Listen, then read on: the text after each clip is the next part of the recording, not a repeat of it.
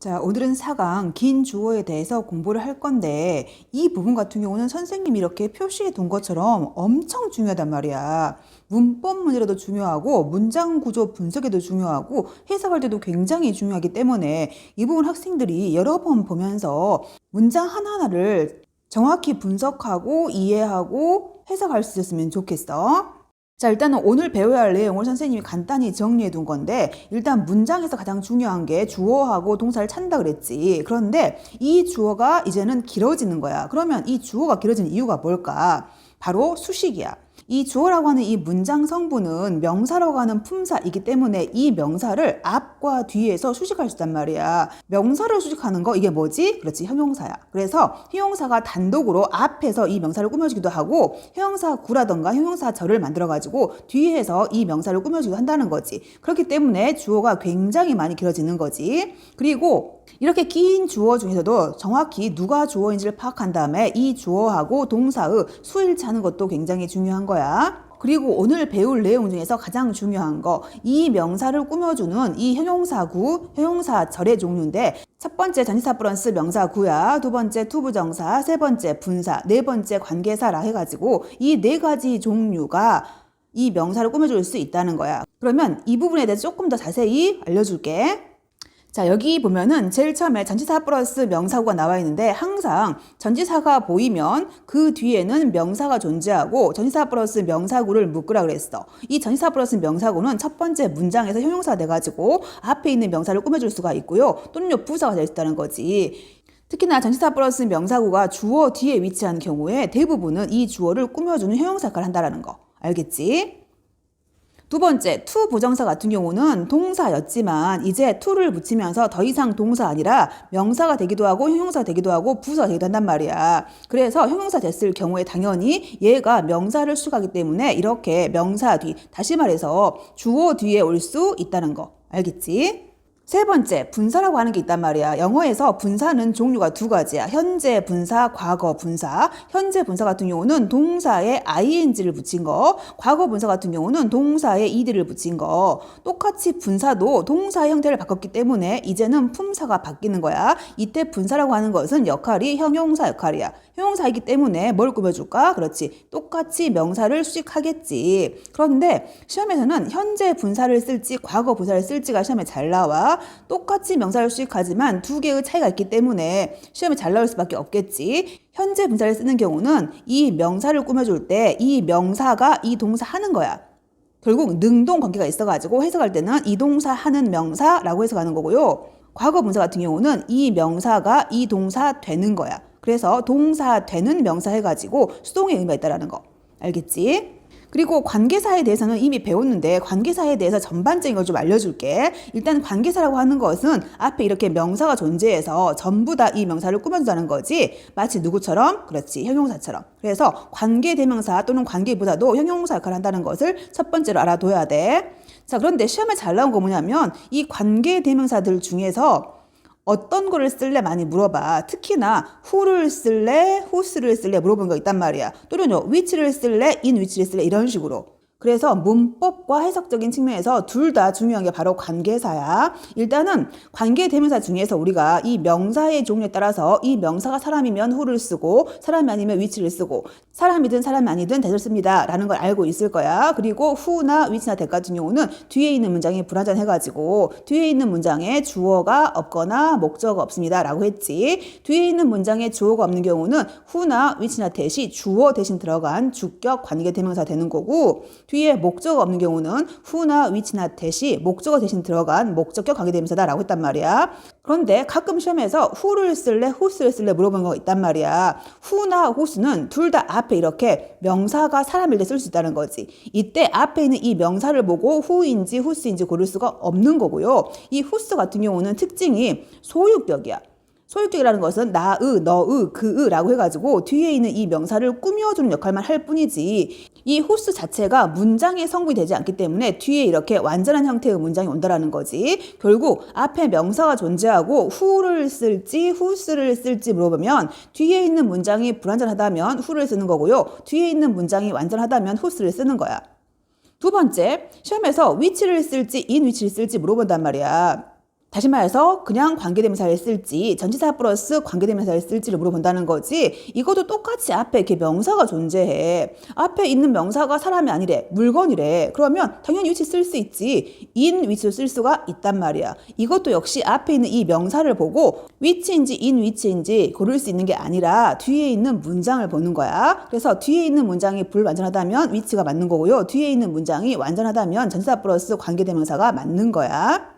세 번째, 이제는 위치를 쓸지 where를 쓸지 물어볼 수 있단 말이야. 이런 경우는 위치 같은 경우에 관계 대명사, where 같은 경우에 관계 부사야.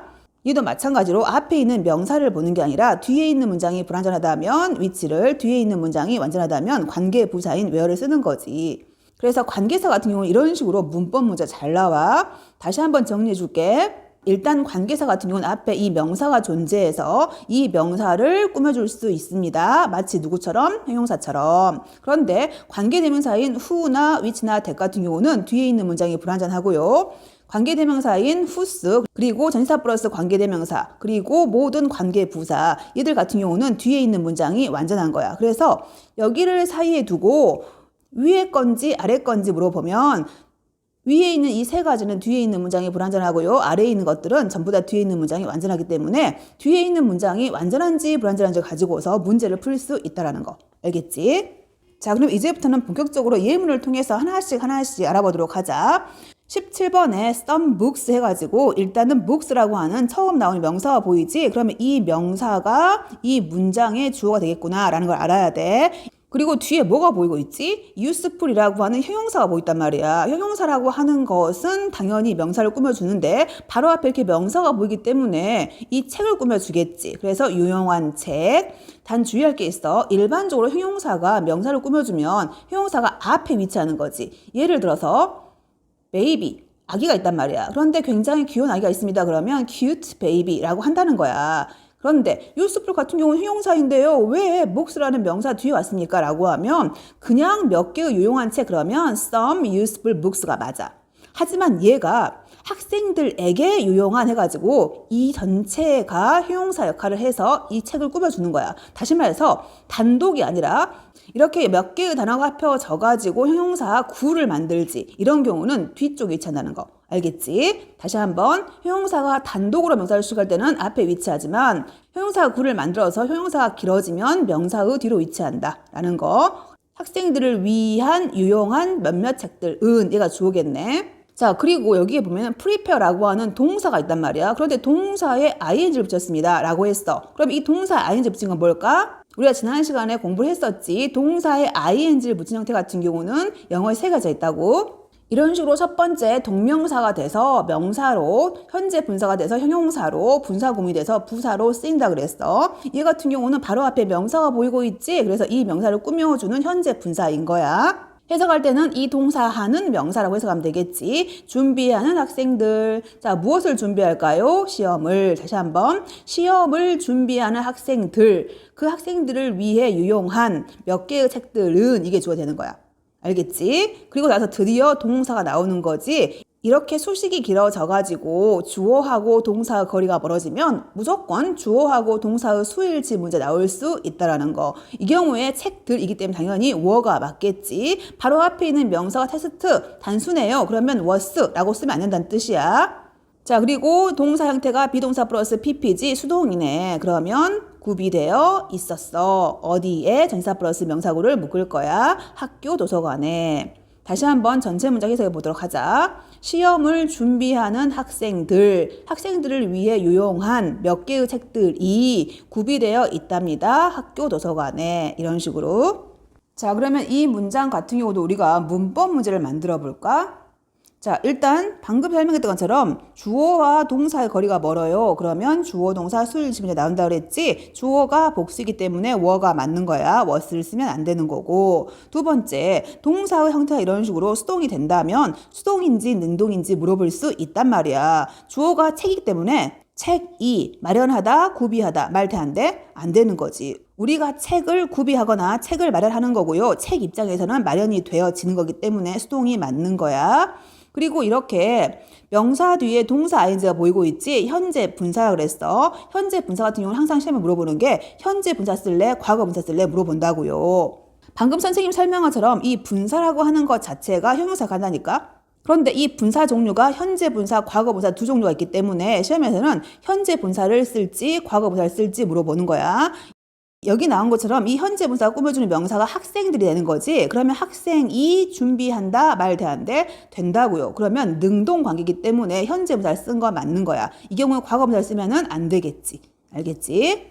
자, 이제 18번이야. 18번 같은 경우도 제일 처음 나온 명사가 주어라고 했지? 그럼 얘가 주어라고요. 그런데 뒤에 봤더니 이 found라고 하는 동사에 ed가 붙어 있어. 이 found라는 동사는 좀 조심할 게 find의 과거가 found이기도 하지만 이 found 자체가 설립하다는 뜻을 가지고 있지. 당연히 found에 ed가 붙었기 때문에 얘는 당연히 설립하다는 의미를 갖고 있겠지. 그런데 여기 보면은 처음에 해석할 때 우정이 설립했습니다 라고 해서 주어 동사로 만약에 해석했다면 뒤에 무엇을 설립했는지 나왔어 안 나왔어? 안 나왔단 말이야. 그래서 학생들 해석할 때 좀 뭐가 이상한데 라고 첫 번째 느껴야 했고 쭉 가다 보면 다시 한번 뭐가 보이지? 그렇지, 있으라고 하는 동사가 보인단 말이야. 그럼 학생들이 이제 멘붕이 오는 거야. 이게 동사인 거야, 이게 동사인 거야, 이런 식으로. 기본적으로 있으라고 하는 것은 당연히 본동사밖에 될 수가 없지. 하지만 이 founded라고 하는 것은 동사의 과거일 수도 있고요, 과거 분사일 수도 있어. 그래서 이게 본동사야, 이게 본동사 물어보면 당연히 얘가 본동사일 수밖에 없는 거고요. 그러면 얘가 동사가 아니기 때문에 과거 분사겠지. 알겠지? 그래서 과거 분사 표시해 주시고요. 과거 분사라면 이 분사는 기능이 뭐라 그랬지? 그렇지, 형용사요. 형용사는 뭘 꾸며준다고요? 그렇지, 명사를 꾸며줘요 라고 했어. 그래서 앞에 있는 이 명사를 꾸며주겠지. 과거 분사인 경우 이 명사와 이 동사의 관계가 수동이기 때문에 설립이 되어진 우정이야. 알겠지? 그래서 사업에서 설립이 되어진 우정이 is better, 더 낫습니다. 무엇보다 더 나은데 사업보다 이렇게 똑같이 사업이라고 하는 이 명사 뒤에 동사의 ed 형태 나오고 있지? 똑같이 설립이 되어진 사업이겠지? 우정에서 설립이 되어진 사업보다 이렇게. 다시 한번 전제 문장 해석해보자.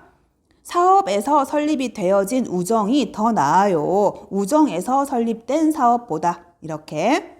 자, 그러면 이 문제도 문법 문제 만들 수가 있겠지. 일단 주어하고 동사 사이 거리가 멀어요 라고 하면 주어 동사 수일치 문제. 당연히 주어가 단수이기 때문에 is가 맞겠지. 그리고 이 명사를 과거 분사가 꾸며주고 있다면 시험에서는 과거 분사를 쓰는 게 맞는지 현재 분사를 쓰는 게 맞는지 물어볼 수 있단 말이야. 그러면 우정이 설립하다가 아니라 설립이 되어진 우정이기 때문에 과거 분사가 맞는 거고요. 현재 분사는 틀리겠지. 방금 우리가 했을 때 헷갈리는 부분이 이렇게 동사에 ed를 붙인 것이 과거인지 과거 분사인지 잘 모르겠습니다. 이걸 알아보는 게 여기 나와 있는 혼동주의야. 그래서 주어를 수식하는 과거 분사인지 본동사인지 모르겠어 라는 거지. 특히나 어떤 경우지? 그렇지. 이런 식으로 과거와 과거 분사 형태가 같은 경우에 헷갈리는 거야. 그럼 한번 정리해보자. 우리가 일반적으로 동사의 형태를 외울 때 현재, 과거, 과거 분사 이렇게 외운단 말이야. 이때 과거하고 과거 분사 같을 때 문장에 나온 동사의 ed 형태가 과거인지 과거 분사인지 모르겠어요 라고 했을 때 일단은 현재 과거라고 하는 것은 품사가 동사인 거야. 그런데 과거 분사라고 하는 것은 품사가 형용사인 거야. 그래서 만약에 주어하고 본 동사가 이미 존재한대 라고 하면 동사가 다시 나올 수가 없고 형용사인 founded가 맞는 거야. 그런데 문장에 주어가 나왔는데 동사가 아직 나오고 있지 않아. 문장에 동사가 없네 라고 하면 이 동사가 맞는 거고 과거 분사가 틀린 거겠지. 한번 예문을 통해서 알아볼까? 일단 여기 예문 같은 경우는 if라고 하는 접속사로 문장이 시작됐어. 접속사, 주어, 동사, 컴마, 주어, 동사가 필요한데 일단 앞에 있는 문장은 별로 어렵진 않지. 전반적인 결과가 만족스럽다면, 충분히 만족스럽다면 다시 주어가 나오겠지. 제일 처음 나온 명사가 주어기 때문에 어떤 불쾌함도 얘가 주어란 말이야. 그런데 suffer라고 하는 동사에 ed이 붙었대. 그러면 얘가 과거일 수가 있고 과거 분사일 수가 있어. 그런데 쭉 문장 가다 보니까 또 뭐가 나와 있지? 그렇지, 다시 한번 동사 같은 형태가 나오고 있단 말이야.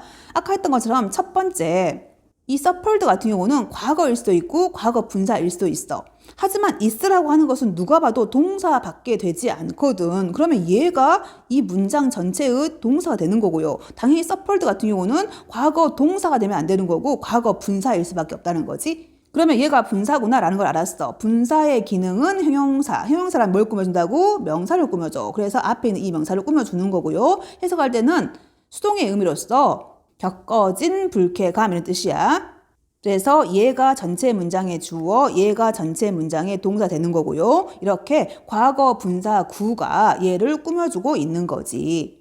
그 과정에서 겪어진 어떤 불쾌감도 최소화되어진다. 이런 식으로 다시 한번 전체 문장 해석해보자. 만약에 전반적인 결과가 충분히 만족스럽다면 그 과정에서 겪어진 어떠한 불쾌감도 최소화됩니다. 이렇게.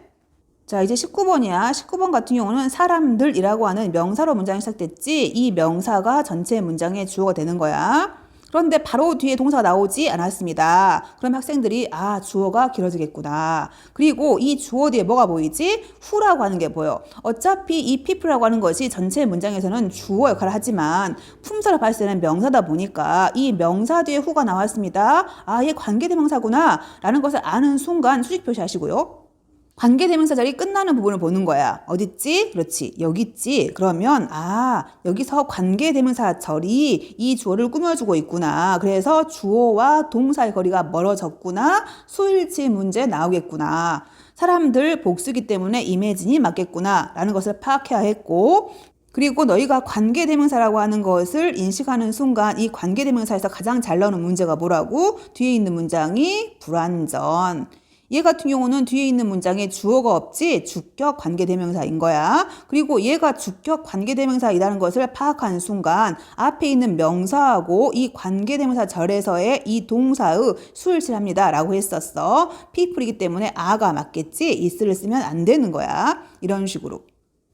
그래서 이 주어를 관계대명사 절이 꾸며주는 형태이기 때문에 종종 서두르는 사람들은 imagine, 상상합니다 라고 했어. 그리고 상상합니다 뒤에 뭐가 나와야 되지? 그렇지, 목적어가 필요한데 다시 문장이 시작하고 있네요. 접속사인 that이 생략이 된 거야. 그들이 활기찹니다 라는 것을 상상합니다. 그리고 when이라고 하는 접사가 보이고 있지. 이 접사 뒤에 원래 주어 동사 나와야 돼. 이 경우에 전치사 플러스 명사구가 끼어 들어가지고 뒤에 이렇게 주어 동사가 보이고 있지. In most cases, 대부분의 경우에 그들은 단지 비효율적입니다 라는 거야. 다시 한번 전체 해석해보자. 종종 서두르는 사람들은 상상합니다. 그들이 활기차다라고요. 대부분의 경우에 그들은 단순히 비효율적임에도 불구하고 이렇게.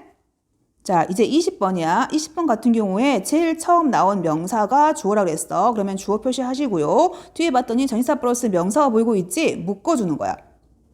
다시 한번 전치사 플러스 명사 보이고 있지? 묶어주는 거야. 그러면 드디어 동사가 보인다는 거. 이런 경우에 원래 주어하고 동사의 수일치를 물어볼 수 있지만 이 경우는 조동사 나오기 때문에 수일치 문제 나오지 않겠지. 그래서 걱정스러운 속도의 화석연료의 소비는 얘가 주어야. lead to라고 하는 것은 무엇뭐로 이어지다 라는 뜻이야. 이때 이 to라고 하는 건 전치사야. 지구온난화로 이어질 수 있습니다 라고 했어. 그리고 지구온난화라고 하는 이 명사 뒤에 위치가 보이고 있지? 관계대명사구나. 수식 표시. 관계대명사는 뒤에 완전 불완전. 그렇지, 불완전하기 때문에 뒤에 있는 문장에 주어가 없지? 주격 관계대명사인 거야. 관계대명사는 해석할 때 일반적으로 뒤에서 앞으로 수식하지만 문장이 좀 길어지잖아. 그러면 앞에 있는 이 명사를 끌고 와가지고 그런데 이 지구온난화는 이렇게 하는 것도 괜찮아. 그리고 result in이라고 하는 것은 뒤에 결과가 나와가지고 이 결과로 이어지다 라고 해서 이 lead to하고 비슷한 의미를 가지고 있지. 여기는 in이라고 하는 전치사 뒤에 이렇게 melting이라고 하는 동사의 ing가 나왔고요. 그리고 and라고 하는 접사에 의해서 얘와 얘가 병렬구조 연결되어 있는 거야. 결국 이어질 수 있는데요. 극지방의 만연설을 녹이는 것과 해수면에서의 증가, 이 두 가지로 이어질 수 있다라는 거야. 다시 한번 전체 문장 해석해보자. 걱정스러운 속도의 화석연료의 소비는 이어질 수 있습니다. 지구온난화로요. 그리고 그 지구온난화라고 하는 것이 더 나아가서 극지방의 만연설을 녹이는 것, 그리고 해수면에서의 증가로 이어질 수 있습니다. 이렇게. 자, 오늘은 4강 긴 주어에 대해서 공부를 했는데 이 4강 같은 경우는 공부할 부분이 많고 세세하게 공부를 했으면 좋겠어서 2개 강으로 나눠 가지고 수업을 진행할까에 다음 시간에 21번부터 수업을 진행할 거고 다음 시간까지 이 4강을 마무리할게. 오늘 공부한 부분도 학생들이 모르는 단어가 있으면 포스트잇에 단어도 정리하고 오늘 배운 내용 중에서 꼭 기억하고 정리할 부분도 포스트잇으로 스스로 정리해 봤으면 좋겠어. 오늘도 영상 보느라 수고 많았어. 안녕.